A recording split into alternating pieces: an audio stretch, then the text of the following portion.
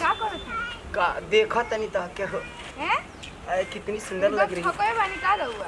ए हम छक्का बनी चेक कर लेना ऊपर से नीचे पूरा एकदम ओपन मर्द बनी अच्छा केने से? देख ला हां चला चला पहले घूमे चला चली ये कुल देखत रहता रू तो देखी ना तारा के देख छको से करत उ तो तारा के देख के तनी छाव भाव कर लेनी है अच्छा कितनी सुंदर लग रही हो ना ये हां है। ना चलिए है चला कितनी सुंदर लग रही है हाय हाय मैं मर जा मारे हाय अरे सच में कितनी हाय हाय बाबा रे बाबा हाय हाय कितनी सुंदर लग रही हाय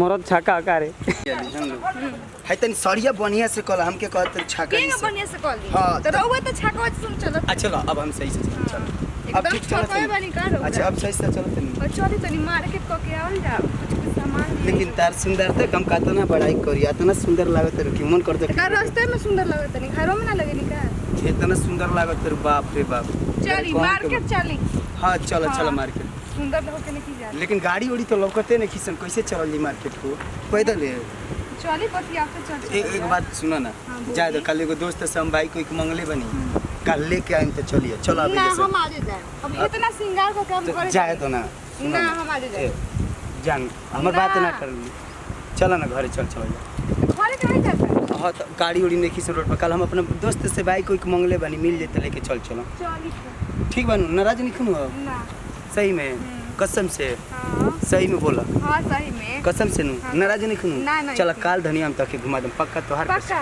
हां तोहार कसम हम चल। कर